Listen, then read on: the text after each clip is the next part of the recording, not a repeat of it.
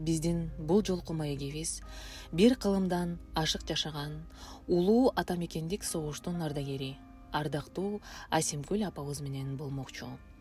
Кирбаева Асимкүл апабыз 3 кызды чоңойтуп, 11 неберенин, 13 чөбөрөнүн кучагында кадырлуу өмүр сүрүп жатат. Узак жашоонун сыры эмнеде деген суроо узатканыбызда талыкпай эмгектенүү жана ата-эненин батасына ээ болуу дейт апабыз. Асимкүл апабыздын адептүү өстүргөн балдары бир кылым өмүр сүрдү деп туулган күнүнө карата 100 жаш юбилейин өткөзүп, тойго Американын булуң бурчунан келген коноктор ак тилектерин айтып, тойду шаңга бөлүп кетишти. Асимкүл апабыздын кенже кызы Чолпон эженин айтуусунда апабыз балдарын чынчыл, жөнөкөй жана жумушка так болгонду талап кылып чоңойткондугун баса белгиледи. Бүгүнкү күндө Асимкүл апабыз 102 жаштын чайын ичип жаткан кез.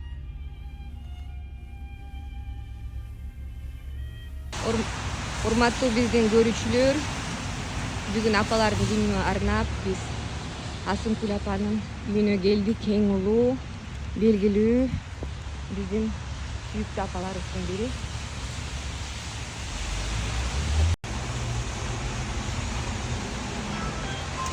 Саламатсыңар. Кандайсыз эже?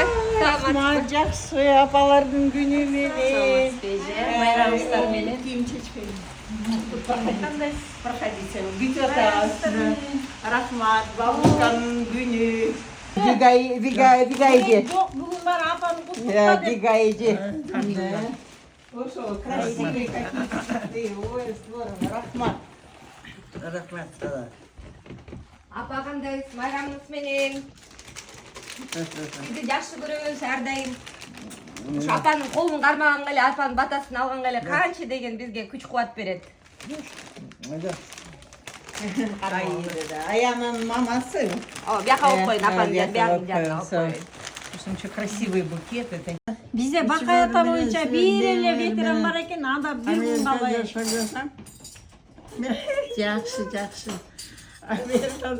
Таң алып атам ошо 8 адам калса, мени менен экен 8 адам. Ошол бакыштар Жапаров президент алаңада болгону 10 000 сомдон подарка бериптир. Жакшы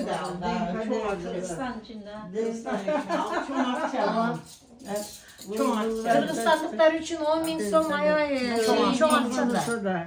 Жаркыраган жашоого алып келгенге эмгегиңиз чоң. Ошол убакта кандай эмгектерди жүргүздүңүз? Союз мезгилинде ошолор жөнүндө бирке кайрылып кетсеңиз деп эшиктериңизге келип отурабыз. Буйруса, сиздин чу дегенде эле баягы Москвага барган мезгилиңизди айтып берсеңиз. Бир комсомол болуп турган кезиңизде Москвага бардым деп бир айтканыңызды кулагыбыз чалып калды эле. Ошого бир токтолуп кетсеңиз.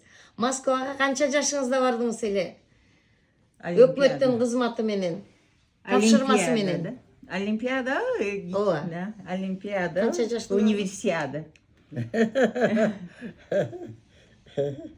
Мен алдан кичинекейинен эле ата-энем өзү колхозчу болгону менен мени жакшы тарбиялаганда ушул окусун, көптү көрөсүң, окусаң элди көрөсүң, жерди көрөсүң деп эле турчу. Там ошонун батасы мага тийип, ошону менен элди көрүп, жерди көрүп. Анан мен кызык кичинекейимде эле биринчи Олимпиада болду 38-жылы Москвада. Ошол Олимпиада мен 14 жашта экенмин. Анан чачымды алып койгон мындай ысыктын күнү да. Анан анда 40 килограммдай ары экенмин. Анан мындай кылып эле Олимпиада мындан башка жарабайт деп эле бая тирүү адамдар мындай турат да катар. Бир катар, эки катар 20 метрби, 30 метр өйдөбү. Тирүү адамдар мынакей турат мындай, анан турат. Алар улам бир көтөрүп, мен ошону менен бая кыздайм, Кыргызстандын ылдамасын деге төбөгө көрсөтүп. Ana ошол төбө менен эмеге бардык. Өстүк, параттан өстүк. Паратта таң алышат. Бу кандай жыгылбаган эме? Кандай эме жыгылбаган? Мен кармап турушат да баары. Болду. Ошондой кызыктар болгон. Анан ошол убакытта бизди сөткө тартты чакырып. Ошондо Калинин председатель Верховный Совет болчу. Ошол Калин багыш мени кучактап жанымда отурду. Ошол сүрөттөр бар элече. Мына балдарды. Ошол Калинин мени кучактап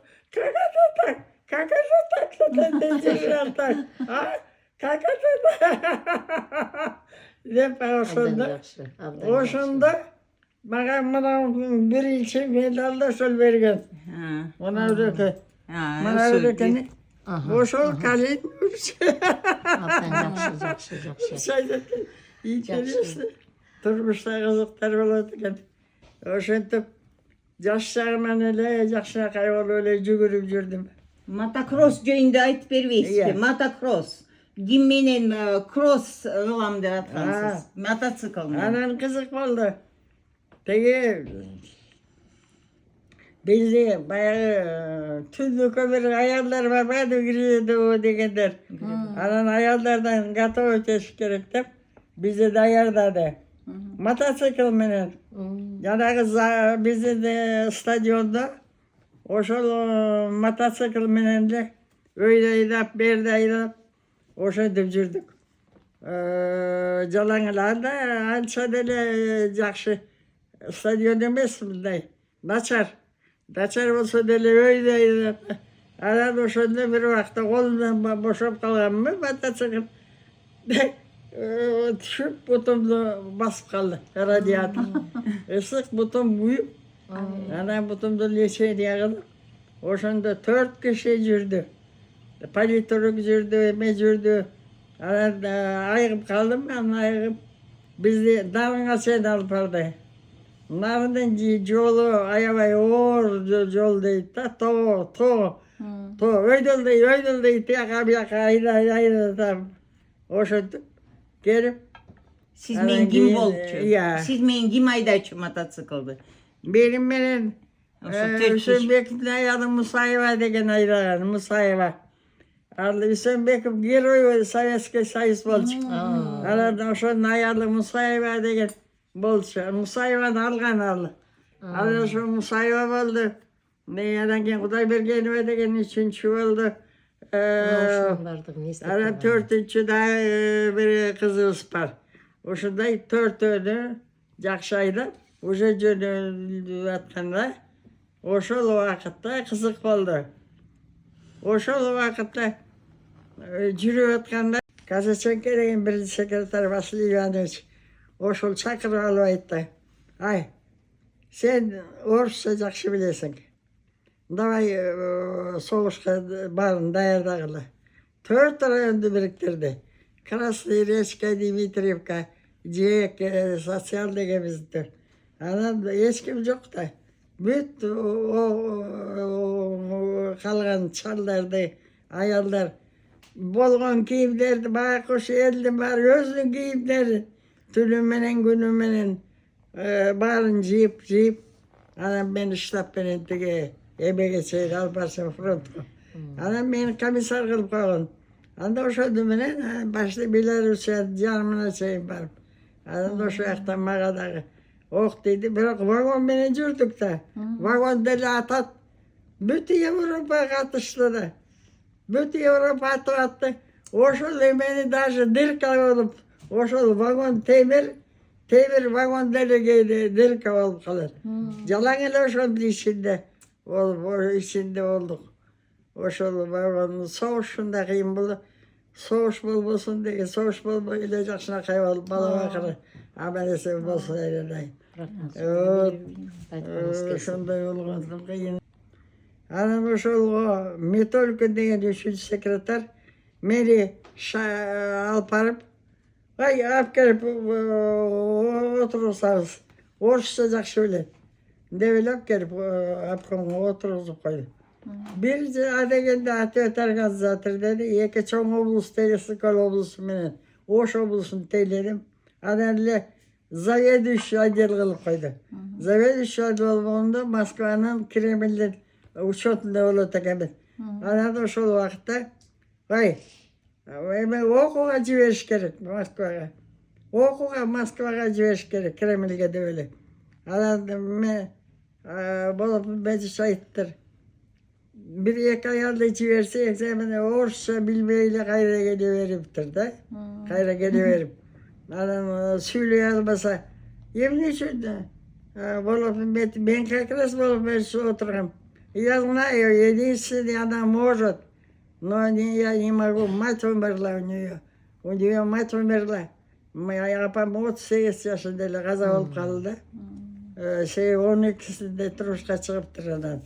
Түнү менен көрмөн иштеп ошол кыйын болуп ошондон да өлүп калды.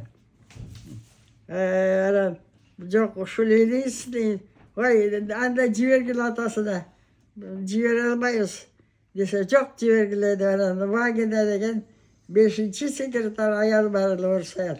Анда айттыр ошолор жибергиле деп. Ал эки Султанбеков деген дагы фрузалык биздин жакшы өзүбүздүн туугандар секретарь, 5 секретарь обком делди. Анан ошол 3 секретарь жиберди. Аны 200 сомду карматып, атам алып барып, атам айттыр. Бул окууга деп жада бирок отказ берип атат. Апам өлүп калды. Атаман жаш. Атамды ким карайт? Карабай. Ой, атамды биякта жеңеси бар, мен караймын. Баласын мен караймын, өзүм мен караймын. Деп эле барсын. Баягы сөздү алып алып. Ошол күнү ошондо Түркмөнстанда жана землетрясение болуп аткан экен. Анан ошону Тургунов деген заводил бар эле. Ошол байкуш жанталашып, өзүбүздүн кызмат этип айттыр. Ай, самолет токтоткула, землетрясение, грузду таскать этип атыптыр да. Биз кишини жиберишибиз керек Москвага. Деп анан мен ошо грузовойго алып барып, ошо грузовойго отургузуп, Москвадан тосуп алып, сразу эле алып кеттим. Ошондой болгон кызык. Анан барганда катуу ооруп, 2 ай изолятордо жатып калдым. Лечение болду. Анан айыгып, экзамен берип өтүп, ошондо Мерезиев деген жанагы 2 бут кесилген согуштачы. Ошол кызык. А жерде зал бар да, зал мындай круглый зал, жанагы стадион сыяктуу. Ошондо 2 буту менен эле эч бир протез жок эле жүгүрүп жүрсөй бүйтүп эле. Бүйтүп эле секирип эле. Я еще буду воевать. Я еще буду воевать. Да. Жакшы. Бул кыздын апасы болдуңуз, канча неберелүү, канча чөбөрөлүү болдуңуз. Анан дагы сизге дагы бир суроо, ушу сиздин узак жашаганыңыздын сырын бизге бир айтып берсеңиз. Айтып бериңиз. Эми чөбөрөлөрүм Кудайга шүгүр. Чөбөрөлөрүмдүн эң эле улуусу жанагы Ранита. Ошол чөбөрөмдүн эң улуусу азыр 25-26 чыкты. Турмушка чыкты. Кудай куткарсын. Калгандары андан кийинкилер. 15 чөбөрөң бар. 13 чөбөрө бардыгы тегеректеп турат, таң калам. Ошонун баары мени сүйрөйт. Ары сүйрөйт, бери сүйрөйт, таң калышат. Мени оюндай кылат. Мына коляска менен ары сүйлөп бери кадимкидей карап турушат. Кут болсун. Кут болсун. Чолпон болсо түнүсүндөчү чарчап калам деп байкуш биягыма бир жаткырып, биягыма бир жаткырып, биягыма бир жаткырып көтөрүп, отургузуп, ошентип түнүсүндө карайт. Ушу жакшы караганын аркасы менен Кудайга шүгүр, жанагы бала бакыра чөбөрөлөрдүн аркасы, жакшы адамдардын аркасы менен ушу жашап атам. Рахмат силерге. Аман-эсенчилик. Кудай куткарсын. Кандай көп жашасаң, көптү көрөсүң, элди көрөсүң. Көп жашайсың, көптү көрөсүң деп. Ana ошол бата ушул кезге чейин жүрүп, мына ошол бата менен. Дайым эле мен да ошол оосумдан кетпейт. Көп жаша, көп тургун деп эле дайым айтам. Мына силер да көп жашагыла, көп көрөсүңөр, көптү элдин арасында болосуңар, жакшылыктарды көрөсүңөр деп айтам. Ошол бата деген жакшы экен. Демек сиздин узак жашаган сырыңыз ушу бата алгандан экен да апа. Бата алган экенсиз ата-анаңыздан. Мына көп. Ата-энени ыраазы кылып, ата-эненин Кудайга батасын шүгүр. алган. Аман эсенчилик болуп, көпкө жашагыла, өмүрүңөр узун болсун, аман эсенчилик болсун, ден соолугуңар болсун, дайыма ыймандуу болуп, бала бакыла менен эсенчиликте болуп, дайыма жакшылыкта болуп, аман эсенчиликте болгула. Обийим, ошону силерге каалайм. Айтканыңыз жүрө берейин. Сиздей адам менен бирге болгонуңуз, бирге насиптеш болгонуңузга биз да абдан сыймыктанабыз. Ошол сизди өзүңүздүн тарбияңыздын, өзүңүздүн эмгегиңиздин үзүрүн көрүп атат деп ишенебиз. Себеби дегенде өзүңүз жарык дүйнөгө алып келген кызыңыз. Ушул адамдарды өзүңүз тарбия бергенсиз. Өзүңүз көрсөткөнсүз. Кандай жүрүштү, кандай адам болушту. Мына ошонун аркасы менен бул жерде биз баягы Филадельфияда кыргыз жааматы ошо Урмат байкенин, Бейиш оолусун, Чолпон эженин элге жасаган эмгеги өтө чоң, өтө зор. Ал жөнүндө айтсак, бул өзүнчө башка тема болор. Анан эми батаңызды алып, мынакей биз дагы өтө курсант болуп отурабыз.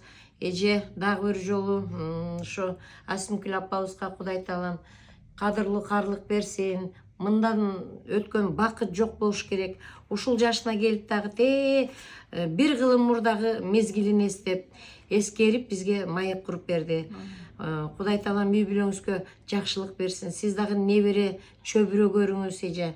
Байкенин көрбөй кеткенин сиз көрүңүз дегендей. Жалпы ошо кыргыз жааматы сиздерге өтө терең ыраазычылык кылып, мынакей биздин кыргыз көчү баракчабыз сиздерге жөндөн жөн келип калган жок. Ушу элдин өтүнүчү менен, элдин суранычы менен келдик. Ушул бир звонок кылып, бир сизге кайрылганда жок дебей, баягы көнгөн ишиңизди дагы да аткарып, дайыма алгалап, дайыма колдоп келесиз. Мына ошонго дагы макулдук берип, бизде ошо бүгүн кабыл алганыңыздарга дагы бир жолу чоң рахмат айтабыз. Мындан дагы үйүңүздөрдө жакшылык болсун. Бейиш эненин таманында дегендей. Апа, сизге чоң рахмат бүгүн сонун кылып маектеп, кызыктуу окуяларды айтып бердиңиз. Эми суроону Чолпон эжеге узатып койсок, Чолпон эже, ушул энелердин күнүнө кандай бир жакшы каалоо тилектерди айтып койсоңуз. Ошо Гүлдестеге, Бегай эже, анан Аида чоң рахмат айткым келип атат.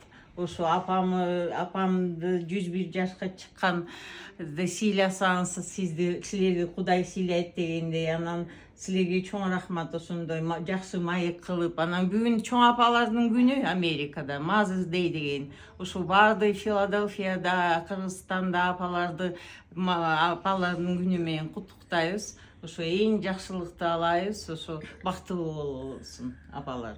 Чоң рахмат. Рахмат, чоң рахмат. Айтканыңыз келсин.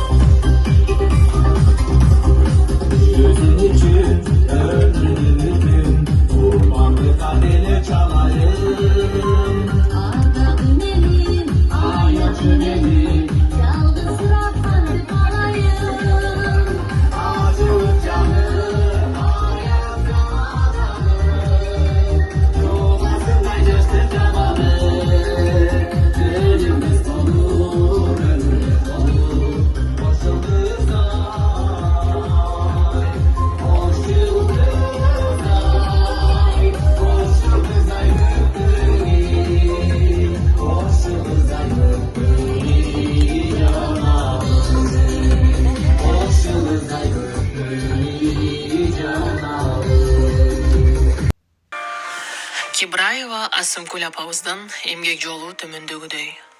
1923 жылы 8 мартта Ысык Ата районуна караштуу Сатсалчы айылында туулган. 1941 жылы Фрунзе педагогикалык техникумун бүтүргөн. 1941-1942 жылдары Кичи Кемин мектебинде мугалим болуп, окуучулардын билимин жогорулатууга чоң салым кошкондугу үчүн 1945 жылга чейин Сатсалчы айылындагы мектептин башкы мугалими жана штаб комиссары болуп дайындалган.